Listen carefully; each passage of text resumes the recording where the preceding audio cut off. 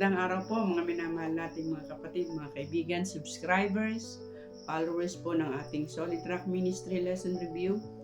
Tayo po ngayon ay muling magsasama-sama sa unang topic sa quarter na ito. Pamagat ng ating topic ngayon ay ang paglilingkod ni Pablo sa Corinto. At kagaya po ng ating nakagawian, babanggitin po natin ang mga pangalang ito: Shirley Bato, Teodoro Francisco, Nisitas Estubo, Christian Marti, Helen Sanchez, Lucia Sadornas, Roselyn Alba, Rodelia Nepomuceno, Aida Almasco, Marlon Magsayo, Victor Avelidas, Florinda Custodio, Gilbert Entero, Mias Agapay, Victoria Tabliso, Ezequias Babeles, Maria Abacan, Jenny Manalansan, Kaadlawon JP, Rowena Cahigos, Mirna Medina Shell Team ng Europe, Rogelio Reyes, Hanilet Mercado, Lozero Sablatin, Felix Morilla Jr., Aaron Dito Ito, Sharon Nepomuceno, Rosana Elcano, Romeo Tejada, Ronel Castillo,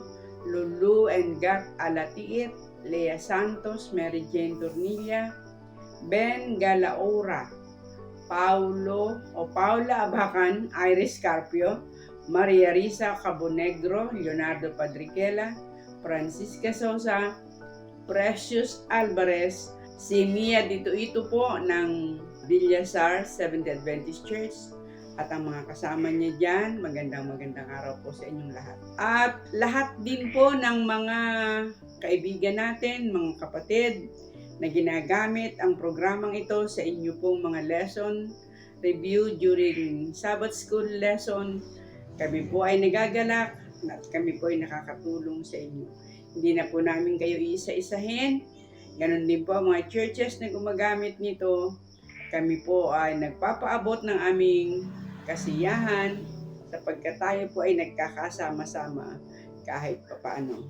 Ngayon po, tayo po ay muling mag-aaral ng ating topic na ito. Kagaya po nung nabanggit ko kanina, tayo po ay nasa unang topic ng quarter na ito, ang paglilingkod ni Pablo sa Corinto. At tayo po muna ay muling makipag-usap sa ating Panginoon. Mahal na Diyos, kami po ay muling malapit sa inyo. Kami po ay muling mag-aaral ng inyong banal na salita.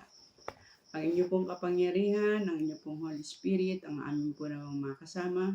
Buksan po ang aming mga diwa, ang aming mga damdamin sa pag-aaral na ito upang lalo po naming mapagkilala, mapagtanto ang inyong kabutihan para sa amin. Pagpalain din po si Pastor Levi Perdon na siyang tatalakay po ng mga topic na ito sa lesson quarterly. Pagpatawad po ang aming mga pagkukulang sa inyo, Panginoon, at ang paggabay po naman ng banal na Espiritu ang patuloy po namin makasama.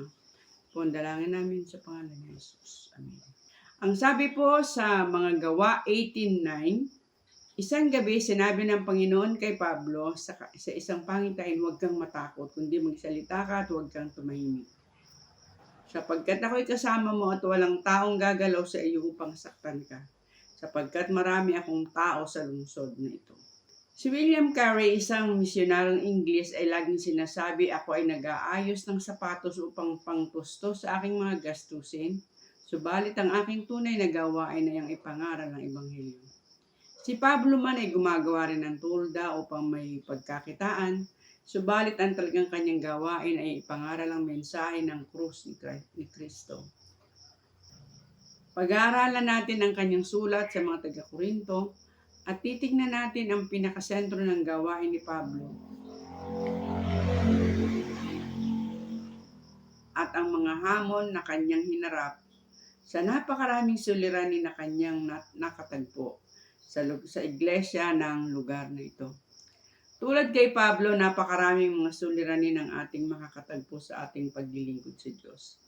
Ating titingnan ang mga aral mula sa 1 at 2 Korinto, sapagkat tulad nila, tayo at maging alinmang iglesia ay maaaring may suliraning nakakaharap.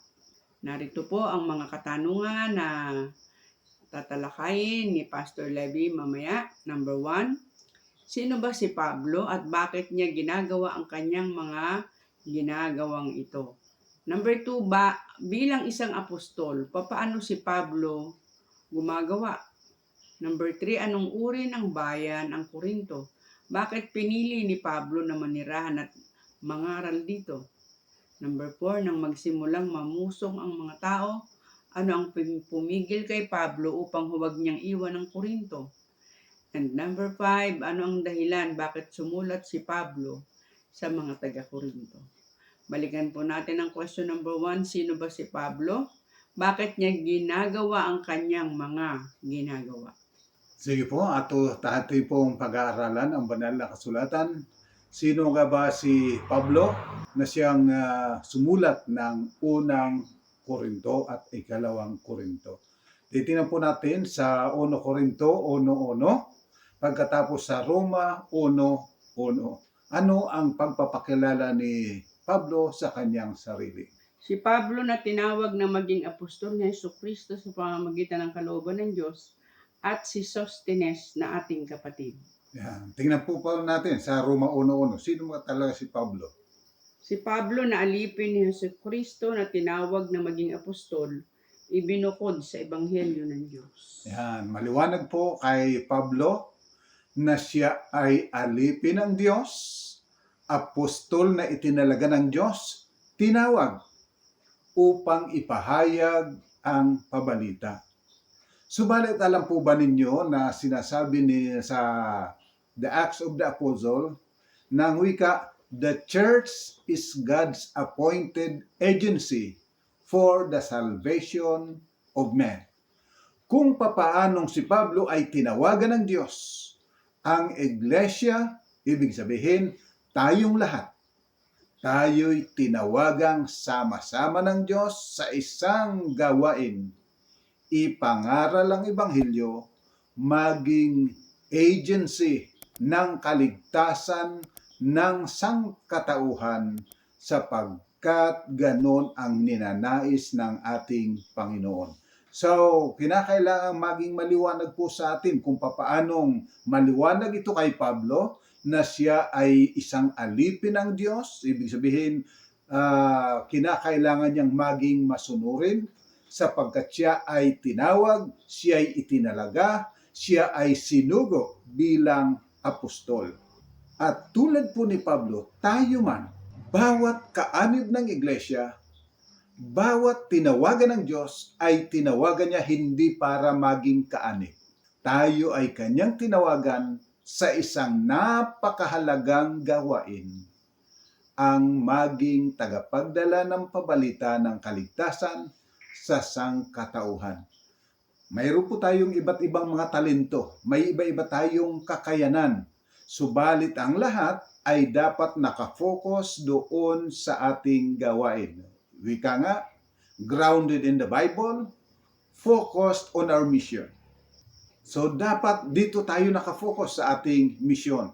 But tandaan po, yung pong mission natin ay ipangaral ang Ebanghelyo.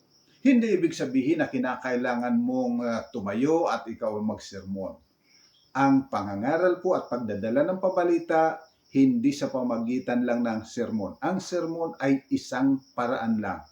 Datapot ang pinakamakapangyarihan sa lahat ay yung makita sa ating buhay ang katotohanan, ang pag-ibig ng Diyos at ang kanyang katuwiran. Yung kanyang katapatan, marapat na makita sa atin. Ano man ang ating tungkulin sa lipunan, ano man ang ating gawain o ang ating trabaho, ating occupation, dapat laging ang focus ay sa ating misyon. Sapagkat ulitin ko po, katulad ni Pablo, tayong lahat ay tinawagan. Walang sino mang kaanib ng iglesia ang hindi tinawagan ng Diyos sa isang napakahalagang gawain, ang ipahayag ang mabuting balita. Okay po, sa atin naman pong pangalawang tanong, bilang isang apostol, papaano si Pablo gumagawa? Ayan, titingnan po natin ha. Bilang apostol, papaano siya gumawa? At ito po ang dapat nating sundan sapagkat tayo ay mga apostol din ni Kristo o mga sinugo ni Kristo. Tingnan po natin sa Gawa 17:16 hanggang 34. Samantalang sila'y hinihintay ni Pablo sa Atenas ay namuhi ang kanyang espiritu sa loob niya sa pagkamasid niya sa bayan na puno ng Diyos-Diyosan. Kaya't sa sinagugay nakipagmatuwiran siya sa mga Hudyo at sa mga taong masisipag sa kabanalan at sa araw-araw sa pamilihan sa mga nakikipagkita sa kanya. At alin naman sa mga pilosopong Epikuryo at Stoiko ay nakipagtalo sa kanya at sinabi ng ilan, anong ibig sabihin ng masalitang ito? Binagabag ang mga iba parang siya ay nagtagapagbalita ng mga ibang Diyos, sapagkat ipinapangaral niya si Jesus at ang pagkabuhay ng maguli. At siya kinangnan nila at dinala siya sa Areopago na sinasabi, mangyari bagang maaalaman namin kung ano itong bagong aral na sinasalita mo? Sapagkat naghahatid ka ng mga kakaibang bagay sa aming mga tenga. Ibig nga naming maalaman kung ano ang kahulugan ng mga bagay nito. Lahat nga ng mga Ateniense at mga taga-ibang bayang nakikipamayan doon ay walang ibang ginagawa kundi ang magsipagsaysay o makinig ng anumang bagay na bago. At tumindig si Pablo sa gitna ng Areopago at sinabi, kayong mga lalaking taga-Atenas, sa lahat ng mga bagay ay napapansin kong kayo'y lubhang relihiyoso, sapagkat sa aking pagdaraan at sa pagmamasid ng mga bagay sa inyong sinasamba, ay nakasumpong din naman ako ng isang dambana na may sulat na ganito, sa isang Diyos na hindi kilala. Yaon ngang inyong sinasamba, sa hindi pagkakilala, siya ang sa inyo ibinabalita ko. Ang Diyos na gumawa ng sanglibutan at lahat ng mga bagay na narito, siya palibhasi Panginoon ng langit at ng lupa ay hindi tumatahan sa mga templong ginawa ng mga kamay. Ni hindi rin naman pinaglilingkuran siya ng mga kamay ng mga tao na para bagang siya nangangailangan ng anumang bagay. Yamang siya rin ang nagbigay sa lahat ng buhay at ng hininga at ng lahat ng mga bagay. At ginawa niya sa isa ang bawat bansa ng mga tao upang magsipanahan sa balat ng buong lupa, na itinakda ang kanilang talagang ayos ng mga kapanahunan at ang mga kapanahunan ng kanilang tahanan, upang kanilang hanapin ng Diyos. Baka sakaling maapuhap nila siya at siya masumpungan, bagaman hindi siya malayo sa bawat isa sa atin. Sapagkat sa Kanya tayo nangabubuhay at nagsisikilos at meron tayong pagkatao. Nagaya naman ang sinabi ng ilan sa inyong sariling mga manunula, sapagkat tayo na may sa Kanyang lahi. Yamang tayo ngay lahi ng Diyos, ay hindi marapat nating isipin na ang pagka-Diyos ay katulad ng ginto o ng pilak, unang bato, na inukit ng kabihasnan at katalinuhan ng tao. Ang mga panahon ng kahangalan ay pinalipas na nga ng Diyos. Datapwat ngayon ipinag-utos niya sa mga tao na magsisi silang lahat sa lahat ng dako, sapagkat siya'y nagtakda ng isang araw na kanyang ipaghuhukom sa sanglibutan ayon sa katwiran sa pamamagitan ng lalaking kanyang itinalaga, na ito'y pinatunayan niya sa lahat ng mga tao nang siya'y buhayin niyang maguli sa mga patay. At nang kanilang marinig ang tungkol sa pagkabuhay na maguli, ay nang libak ang ilan. Datapot sinabi ng iba, pakinggan ka naming muli tungkol dito. Sa gayoy umalis si Pablo sa gitna nila. Datapot nakisama sa kanyang ilang mga tao at nagsasampalataya na sa mga yaoy isa, si Dionisio na Areopagita at ang isang babaeng nagngangalang Damares at mga iba pang kasama nila. Ayan. Kung inyo pong mapapansin, nag-umpisa si Pablo sa mga Hudyo. Ibig sabihin, doon sa mga tinawagan ng Panginoon nung una pang panahon, subalit hindi lang nila nauunawaang mabuti. So bilang mga sugo ng Panginoon, tayo'y narito ngayon sa tinatawag na Christian nation. So maganda ang ating kalagayan at tayo'y dapat na pumunta sa kanila upang mangaral. Subalit pakatatandaan po ninyo ang pamaraan ni Pablo. Nung siya ay makipag-usap na doon sa mga taga-Atenas, yung iba-ibang mga lugar na naroon, siya ay nag-umpisa doon sa kung saan familiar yung mga tao. Ang sabi niya, napansin ko na kayo'y lubhang mga relihiyoso.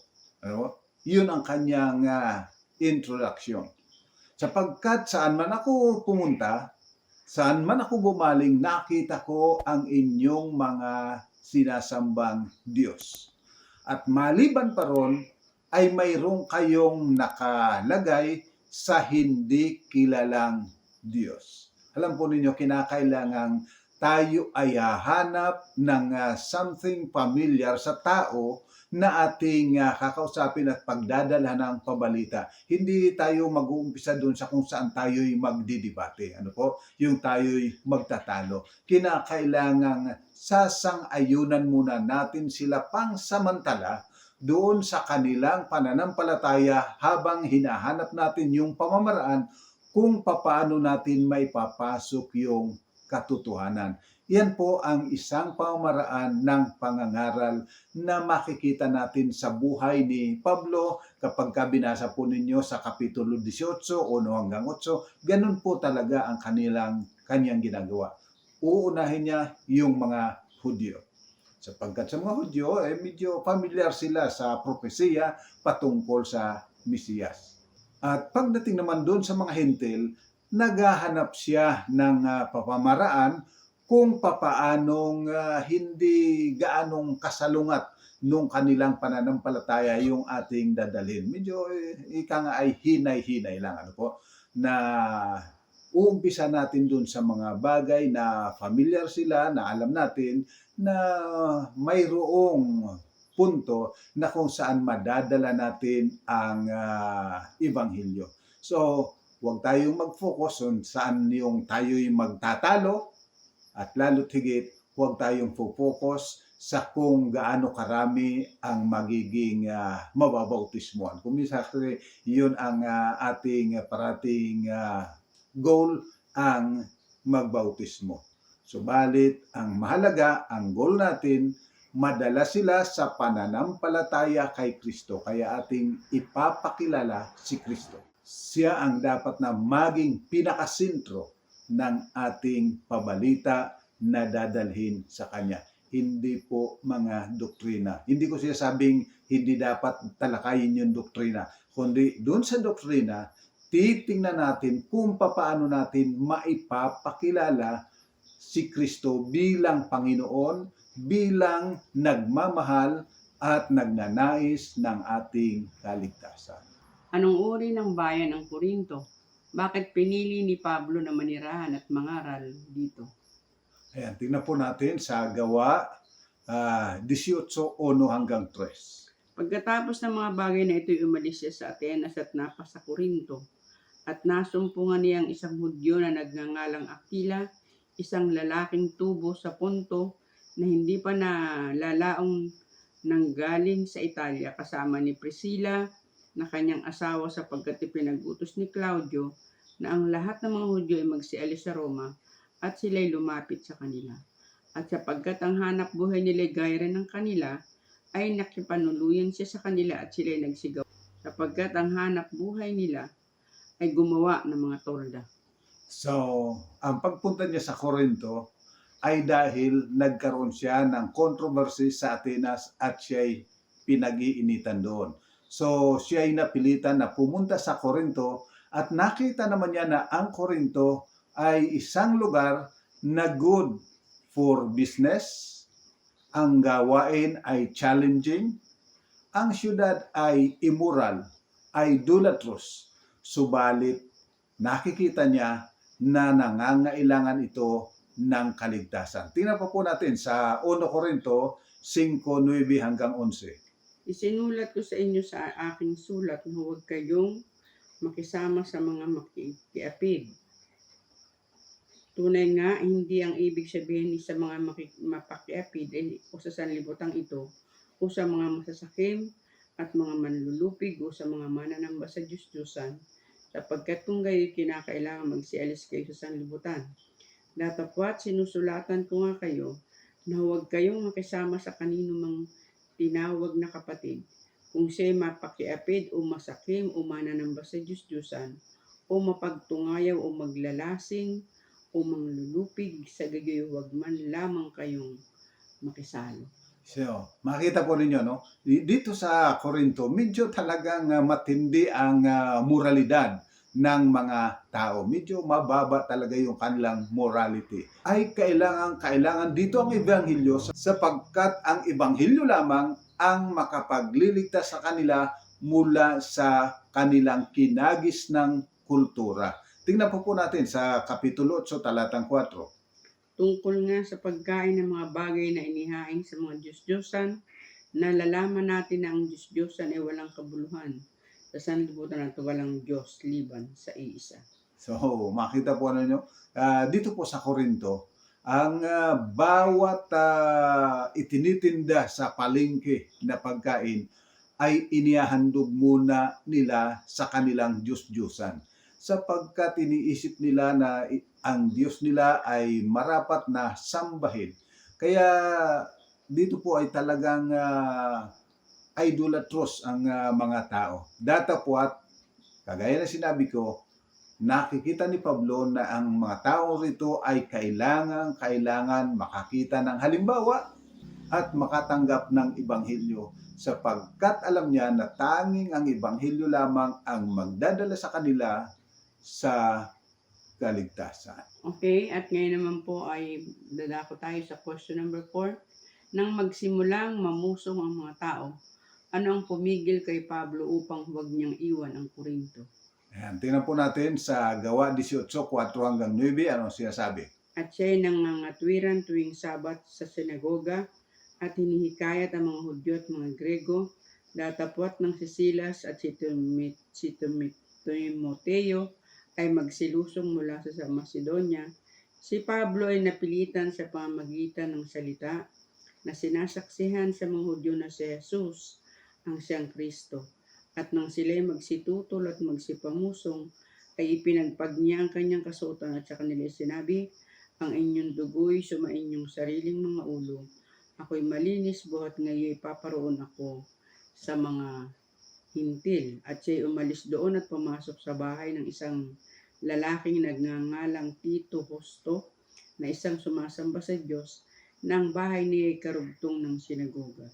At si Crispo, ang pinuno ng sa sinagoga, ay nananampalataya sa Panginoon pati ng buong sambahayan niya. At marami sa taga-Corinto na sa pakikinig ay nagsisampalataya at pawang nangabautismuhan. At sinabi ng Panginoon kay Pablo ng gabi sa pangitain, huwag kang matakot kundi magsalita ka at huwag kang tumahimik. Nais na sanang lisanin ni Pablo ang Corinto sapagkat marami ang namumusong. Ibig sabihin ng namumusong, gagawang ka ng mga kwento ng paninira. Sisirain ang iyong pagkatao. Kaya ibig na sana niyang umalis. Subalit ang isang pumigil sa kanya, mayroong isang pinuno na nabautismuhan.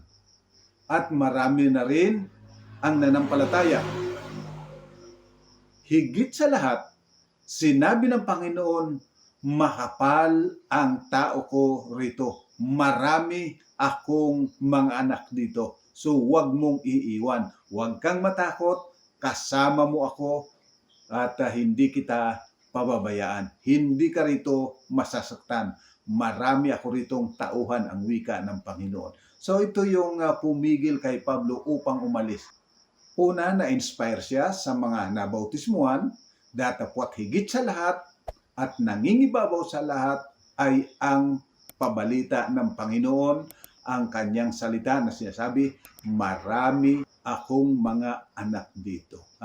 So, maaaring ang lugar ay isang napakamahirap na lugar, maraming mga nagsasalita ng hindi maganda, maaaring tayo ay pinupulaan, tayo ay ginagawa ng mga maling kwento, subalit hindi sapat yun upang ating iwanan. Ang dapat maging guide natin ay kung ano ang kalooban ng Panginoon. Pag sinabi ng Panginoon, manatili ka, manatili. Sapagkat sa umpisa pa lamang, sinabi na ng Panginoon, marami ang mag-uusig sa inyo at marami ang papatay sa inyo na iisiping sila'y naglilingkod sa Diyos.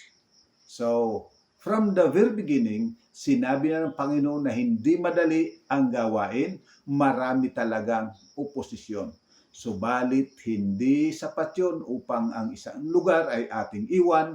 Titingnan natin na ang iba, bagamat naroon sa isang lugar na maraming manguusig, pakatatandaan marami rin ang anak ng Panginoon doon. Okay, at ngayon po sa ating last question, number 5, ano ang dahilan bakit sumulat si Pablo sa mga taga-Corinto?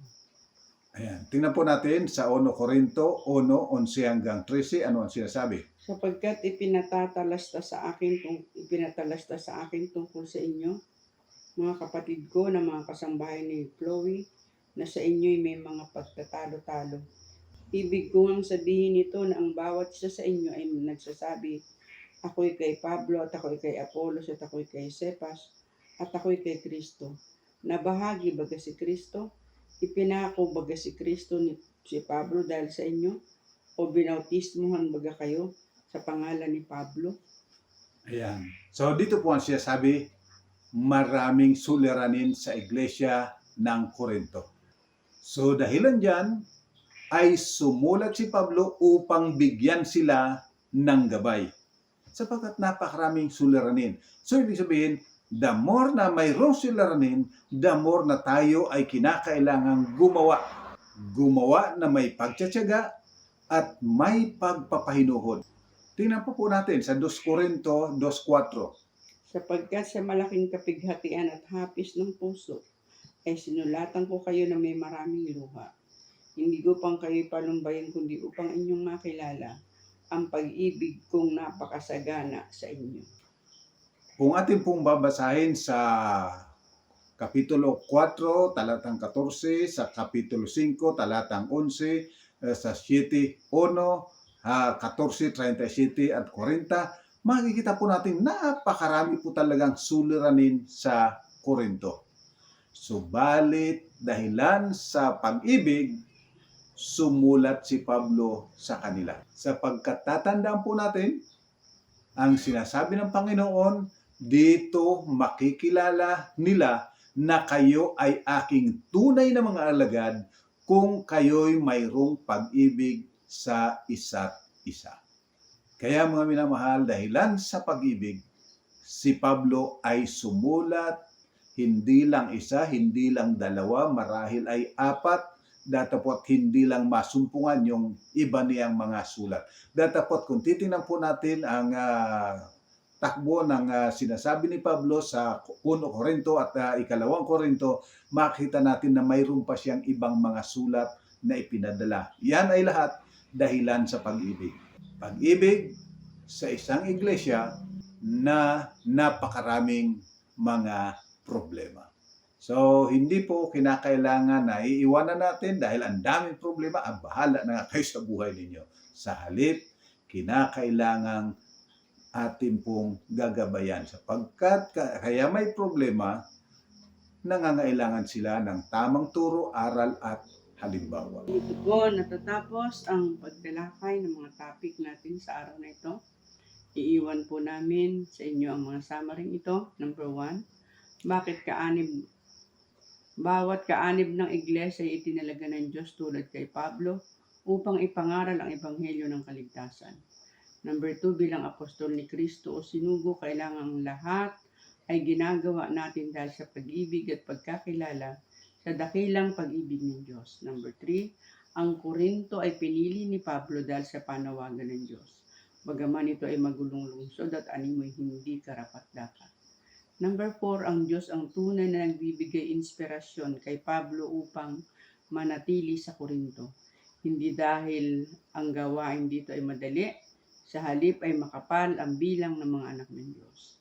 Number 5, ang tunay na alagad ng Diyos ay gumagawa dahil sa pag-ibig at sa pagsunod sa atas ni Kristong gawing mga alagad ang lahat. So mga minamahal, sana po muli kaming nakatulong sa pag-aaral ng leksyon. Tayo po'y manalangin. Amang Banal, maraming salamat po sapagkat kami ay iyong tinawagan at kami iyong itinalaga.